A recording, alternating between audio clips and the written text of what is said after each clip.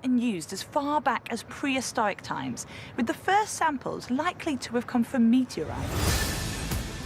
Big iron production started in the Middle Bronze Age, and throughout time it's been used for all manner of things, from tools, horseshoes, magnets, as well as much larger objects like ship hulls. Today I'm off to SSI Steel in Teesside to find out how raw iron ore from the ground gets turned into a usable metal. They've been making iron here for 160 years, and it was used for the Sydney Harbour Bridge and many other constructions around the world. The plant operates 24/7, 365 days a year, and is capable of producing 10,000 tonnes of iron per day. For iron to be used to make things, it has to undergo a chemical process involving intense heat. But before we look at that, I want to know where iron actually comes from in the first place. Because the iron ore arrives at the factory in such large quantities, the only way of getting it here is via huge ships that dock at the wharf. So Mick, is this the raw iron ore coming off the ship? This is the raw iron ore coming off the ship, yeah. Came, it was 160,000 tonnes, just short of. 160,000 So, tonnes? 160,000 tonnes? That's the equivalent of 20,000 elephants. This ship will take about 4 days, just short of 4 days. 4 days to unload a ship? We're discharging around about 48,000 tonnes a day at the moment. And where's this come from? This comes from Brazil. The iron ore comes from open cast mines, and with such big quantities, it needs to be dug out of the ground with excavators, put onto dump trucks, taken to the port, and then loaded onto the ship. So iron, when it comes out the ground, it's not pure, it's mixed with other things? The iron ore is not pure, so right. when it gets put into the furnace, it'll get reduced down, and the iron will come out along with slag. It both be molten, might be 60% iron and 40% slag. Most metals, like iron, are found in a compound form. Unlike gold and silver, which are found pure. The more reactive a metal is, the less likely it is to be pure. Back on the wharf, the grabber picks up 30 tonnes of iron ore off the ship each time. It gets fed down the chutes, goes onto the conveyor belts, and is then transported to the stockyard, where all the raw materials are kept for the factory. Wow. It's just like it's an iron ore mountain. Yeah, it's amazing. How much is here? This is massive. This is about 70,000 tons. 70,000 tonnes. It's not how I expected it to look. Wow, I'm holding iron ore. It's really red, isn't it? Other raw materials used in the process of making iron are kept here too, like silica, titanium, and coal. Lots of coal. The coal will get turned into a type of fuel for the iron ore called coke. It's heated to high temperatures inside special ovens, then pushed out and cooled using jets of water. The coal has now become coke, which will provide the carbon needed to chemically separate the iron from the oxygen it's bound to inside a blast furnace. So I'm here outside the blast furnace. What a beauty. And this is where the iron ore is converted into purer iron. So let's go inside and see how it does this.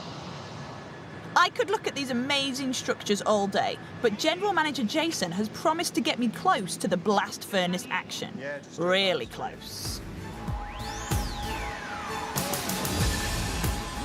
All the stuff goes in at the top. So you've got your iron ore, you've got your coke, and what happens in the furnace to make your iron ore iron? It's basically putting the raw materials into the top of the furnace, then injects hot blast air into the bottom of the furnace. That then generates CO. So CO, carbon monoxide. Carbon monoxide. Yeah.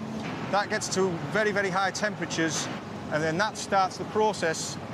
That iron ore goes from its solid state into its molten state, which is where we see it coming out of the bottom of the furnace here.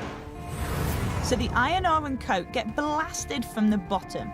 The carbon in the coke reacts with the oxygen from the hot air to first make carbon dioxide, which then turns into carbon monoxide. The iron oxide is reduced by this carbon monoxide. This means the oxygen is removed, leaving behind liquid iron. It's called a reduction reaction. Can you see it? Can you see that there? That's the liquid iron running off from the blast furnace. It's pretty hot. Once it's cooled down, this is what comes out of the blast furnace. It's called pig iron. And in this state, it's not very useful because it's a little bit brittle and it's prone to rust. So what you can do is you can convert this into cast iron or wrought iron, or you could push the refining process a little bit further and make a much stronger, much more useful metal called steel.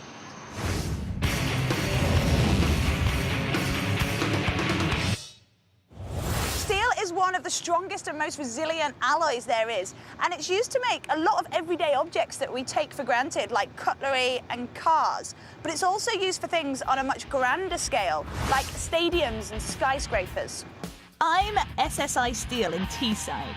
They take raw iron ore that's been mined overseas, and by using a blast furnace, extract the impurities in the ore using carbon in a process known as a reduction reaction. That fresh liquid iron comes out of the blast furnace and is loaded into these torpedo ladles, which are then taken to the steel part of the factory on their very own rail track. The liquid iron still contains about 4% carbon, so it's very brittle. The carbon level will need to be further reduced to turn the iron into stronger steel. We transfer roughly about 220 tonnes from that torpedo into what we call a transfer ladle, which is basically just a big bucket with a refractory brick lining inside. It's almost like a thermos flask to keep all that heat and energy within the actual iron itself. Then what happens? We're actually adding a lot of merchant recycled scrap, and it can be anything from fridges to old buildings to demolition materials. We actually add it as a coolant. The scrap metal along with the liquid iron goes into a converter, a vessel that holds all the materials ready to be turned into steel. Without adding recycled scrap metal, the heat could reach 1,700 degrees Celsius, which could actually melt the converter. And it's called basic oxygen steel making, isn't it? Where does the oxygen come in? We actually send an oxygen lance into the vessel to hover to roughly about 4 metres above the steel bath itself, and then it blows oxygen at a rate of 750 metres cubed a minute. And it's almost like a rocket ship. The oxygen hits the carbon in the steel, it produces CO and CO2. Ah, it's getting rid of the carbon again. Absolutely. Customers require steel with different levels of carbon to create strength and flexibility depending on what it will be used for. So, inside the furnace, oxygen, O2, gets blasted in through a pump that's lowered into the molten iron. The added oxygen makes carbon monoxide, CO, and carbon dioxide, CO2. This is how the carbon comes out of the metal and is piped off as a gas. To make sure the carbon levels aren't too high or too low, small samples known as slugs are sent off to the lab to be tested. Paul Davies has allowed me to test the latest batch for myself. Electricity will be blasted into the samples and different coloured lights will emit, showing if the right levels of carbon are there. It's an important process. The team need the results back on the factory floor ASAP, so they know that the carbon levels are just right for the batch of steel they are making. Yeah. Shout at me if I get it wrong. All right. I'm ready. I'm ready, I think I'm ready. Additions can be made to bring steel back into specification. If this isn't possible, the steel is graded to another quality and used for another purpose. Worst case scenario, the steel will turn out as scrap value, not suitable for any customers. It's then recycled back into the process at significant cost. Right, open it just a bit. The alarm sounds, telling me my sample has arrived. Oh, no, don't push the button. Oh, okay. And it's go, go, go. And now you can open it and get it out. Okay, quick, quick. Unscrew the top. The top bit. The sample is red hot, so first it needs to cool down. The top back on. I can't get the top back on. Which one did it come out Quick, of? back in the air one. You've got to send that back up ready for use. Quick. Okay. Take it out. You can take it out. Goes in this hole. Yeah. Push the pedal. Like that, yeah? Yep. Right, quick. It goes into the preparation machine and the correct code needs to be punched in so the sample can be analysed. Insert, the code is 3A16320. That's it. Is that it? All right. It's inside this machine that the sample is blasted with electricity. Different colours show up on the computer screen, representing the intensity levels of carbon, manganese and sulphur that are still left. Is that a good sample? Well, it looks like a good sample, yeah. The levels are correct for the strength of steel needed for this particular batch currently being heated in the basic oxygen steel making process. The BOS process can now be completed, and the fresh liquid steel goes into its final stage. You just never would imagine that steel looked like this. It's hot, isn't it? Yeah, it's very hot. It's still about 1400 degrees at this stage, so it's just enough to be solidified, but it's obviously still glowing red hot. Water boils at just 100 degrees Celsius, so you can imagine how hot 1400 degrees would be. We slowly drain the steel from the actual bucket itself, and we pour the steel into what we call a copper mould. And that copper mould is literally chocolate bar shaped like a slab, but it's still molten in the middle, a bit like a caramel in a chocolate bar. It solidifies, and then you get this final slab. Over the next 12 hours, the red heat colour will start to fade from the slabs, but they will still be warm for a further 48 hours. Slab piece is about 15 to 20 tonnes, depending on what the customer requires. Oh, just 15 to 20 tonnes? Yeah. No, not Quite a much. small one, Yeah, not much. So, the steel with higher carbon content will make products like blades for cutting tools that need to be hard and rigid. And the steel with lower carbon, which is strong but can still bend, will be better for things like car bodywork.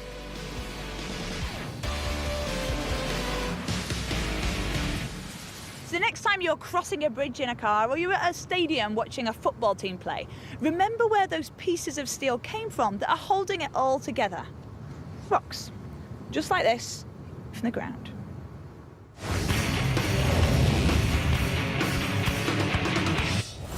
Paint is one of the oldest materials made by humans. Hundreds of thousands of years ago, Neanderthals would grind up red and yellow earths to decorate their cave walls. And throughout history, artists have been using colour to amazing effect. As well as expressing your originality on your bedroom walls, paint also has many practical uses, like protecting buildings from the weather. And it gives finishing touches to bikes and cars, not just to look cool, but to prevent rust. I've come to Crown Paint in Darwen, Lancashire, one of our biggest paint manufacturers, to find out not only how paint is made, but also how it's produced on a mass scale. There are two main types of paint, oil and emulsion. Let's start with oil first. So, Kate, I've never quite thought about what actually makes paint paint. Obviously, it's a liquid that you need to put onto walls and it needs to stay there. But what goes into it to make it do that? Well, there's a few components. First one is a white pigment. Usually, we start with the white pigment first and we'll add different colours on top of that. Second one is a thinner, such as white spirit. Third one is a binder, essentially the glue that holds all the paint formulation together and allows you to stick it to the wall. This binder is based on an oil, and oil doesn't dry.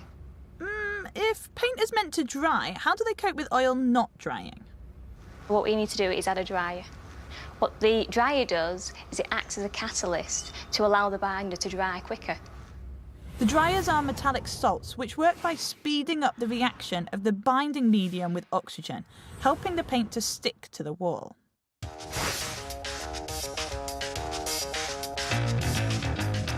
That's your glossy oil paint sorted, but what about emulsion paint for covering walls? In an emulsion, it's tiny droplets of oil, usually in a liquid such as water. Once liquid is added to oil or vice versa, it needs to be agitated by shaking or stirring, so the droplets spread through the oil, forming an emulsion, which is thicker in consistency. Emulsion doesn't just come in the form of paint. Salad dressings and mayonnaise use a mix of oil suspended in another liquid.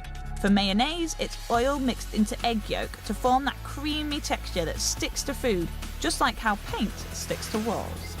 The factory has lots of customers, so they need huge quantities of the raw ingredients to keep up with demands. Hiya, John.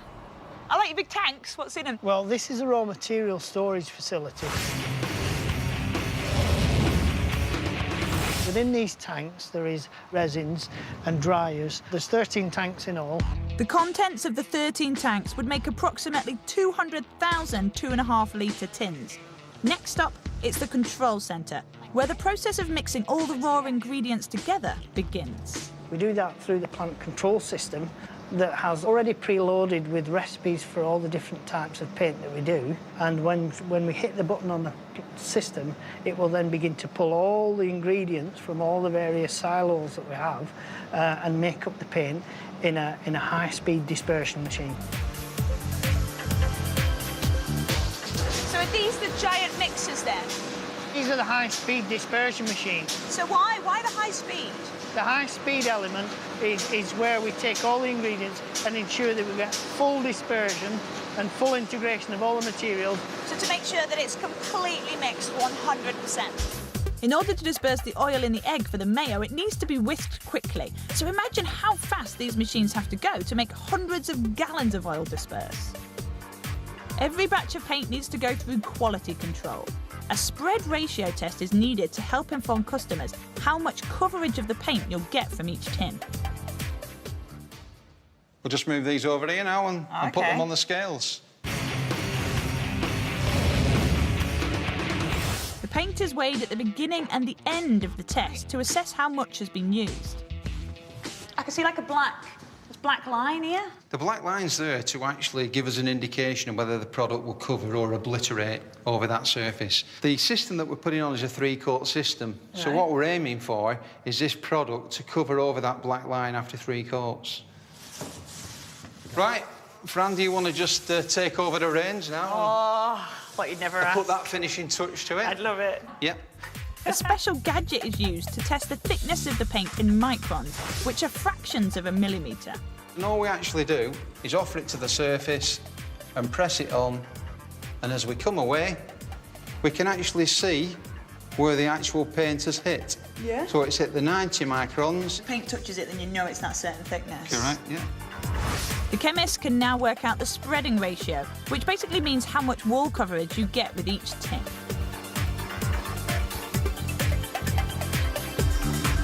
If you thought there couldn't be any advancements in paint technology, you'd be wrong. There's a road paint that turns pink in icy conditions, and there'll soon be a self-cleaning paint for those who don't want to spend their weekends cleaning cars. That sounds like a product for me.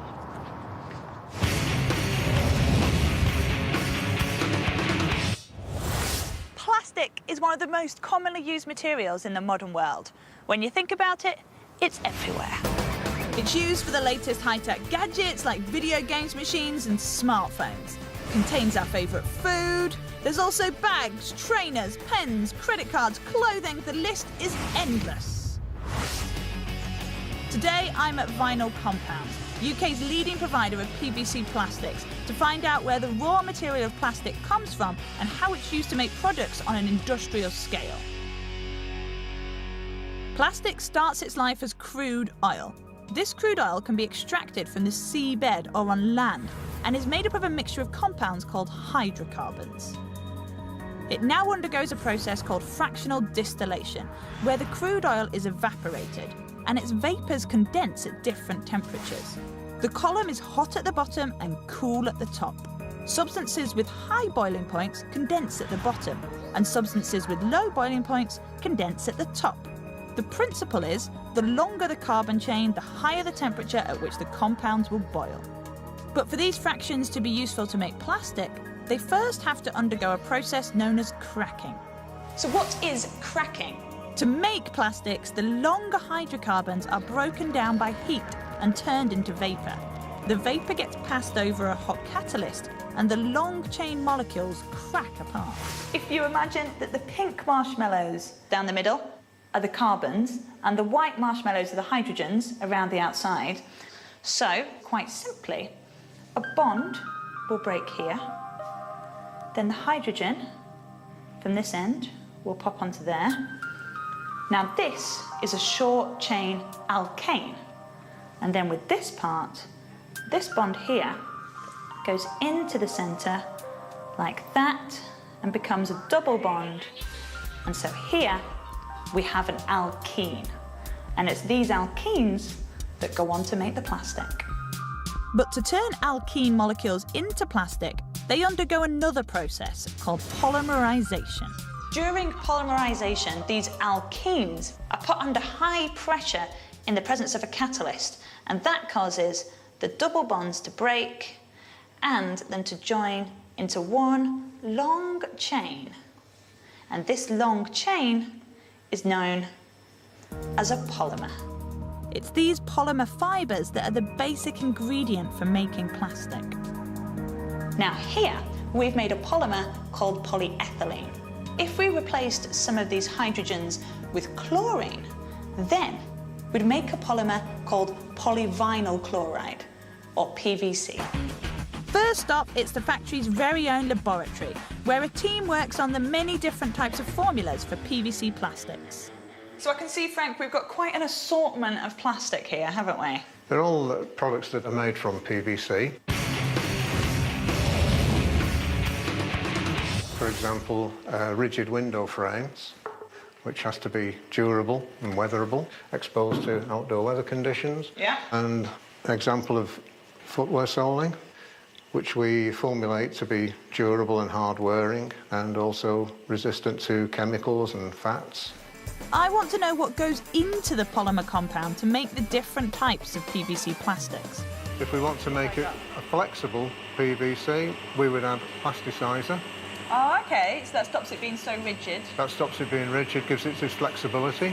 To give it some strength, we need to add impact modifier. And what's this one here? That is what we call dry blend. It's all the ingredients compounded together. And do you have different recipes for the different plastics? Literally hundreds and hundreds of recipes, depending upon the exact requirements. In the factory, the powdered PVC compound is fed into a container known as a hopper. It goes straight down the pipe and into a mixer. Blades churn it around to get an even mix, a bit like if you were mixing a cake at home. The finished mix goes into a machine that melts the compound together to a malleable consistency and pushes it through a grate of tiny holes, where a blade chops the melted plastic to perfect pellet sizes. The sieve prevents the pellets that have stuck together from going into the packing bags. Once the pellets are bagged up, they are shipped off to different companies around the world, who will melt them down again and use moulds to create their very own end products. So next time you slip on your trainers or text your mate from your smartphone, remember all the processes and hard work that went into making the plastic parts.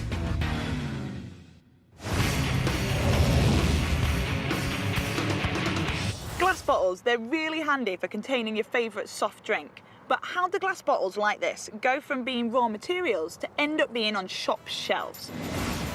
I'm off to a Dar Glass here in Barnsley to find out how glass is made and what it takes to mass-produce glass containers for a commercial market. Glass has been used by man in various forms for centuries, and despite its fragile nature, there is no end to its uses, practical and creative. So where does the process start? So the ingredients of glass, have they stayed the same throughout the centuries? Yeah, all the ingredients are exactly the same. You use a slightly different recipe, but all the main ingredients are still there, which date back from the Egyptian times. So in my head, I've always thought of glass being made of sand. It does have sand in it. Yeah, that's the main bulk of it. But are there other components that go into it? Yes, we also use soda ash and limestone. And what does the soda ash do? The soda ash allows us to reduce the temperature of the furnace. So it actually lowers the temperature at which glass can melt? Yeah. That's clever. When you heat sand to an incredibly high temperature, it does eventually turn to liquid, but it's now too runny to be shaped or blown. If you add soda ash, it helps melt the sand at a lower temperature, so it's soft and viscous, and that means you can work with it and blow it into shapes like bottles or light bulbs. And what about the limestone? What does that do? Using the limestone, we can make the glass insoluble. Lots of recycled glass called cullet is added into the mix. Because it can be recycled without any loss of quality, it can be used to make bottles over and over again.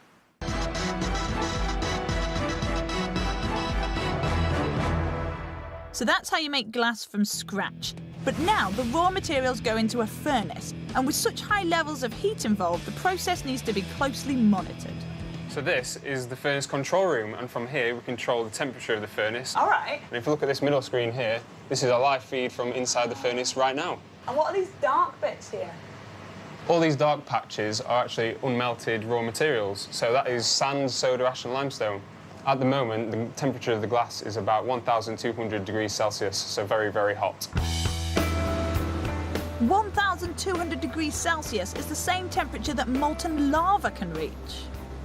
From here, the molten glass is kept in continuous flow using gas burners. They're on all the time. Gas burners all the way around.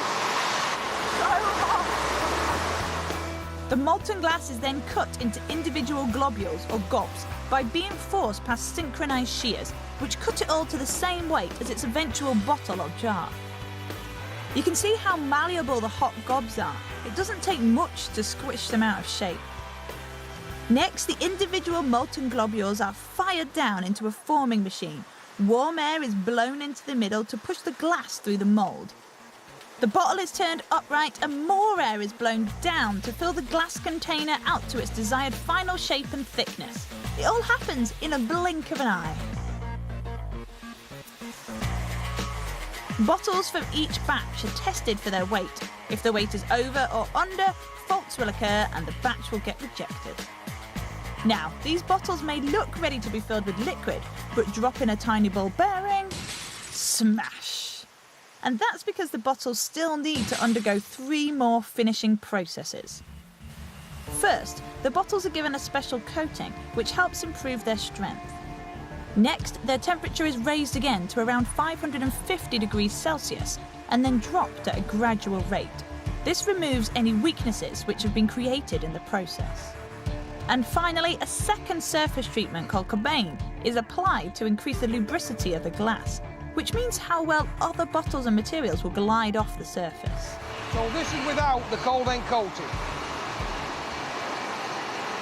Whoa! They scratch. You do scratch? Yeah. If you get them after the coating, oh, you'll feel those. You can't scratch those. Before the bottles go off to the customers, they need to pass through quality control. Every single bottle goes through this machine, which checks for cracks, chips and stress marks. On every bottle? On every bottle. Every single bottle. Carbonated drinks build pressure over time, and gas escapes when the bottle is opened. That built-up pressure needs to be safely achieved in a test. So basically, you fill it with water till it explodes? Yes. Where you go. Brilliant! So fill it with water, yeah? Yep. Bottles are filled with water and deliberately pressurised by overfilling until it either breaks or reaches an acceptable cut-off point. Done. There you go. Push the lid up. The pressure is measured in PSI, pounds per square inch. Whoa! 265 PSI. That's quite a lot. Yes. You see, 1x bottle. we've got experts in the group that can look and see exactly the point where it's broken from out of all this debris. So the next time you pick up a glass bottle, think of all those amazing steps that have gone into making it and how your recycled bottle will help make another one.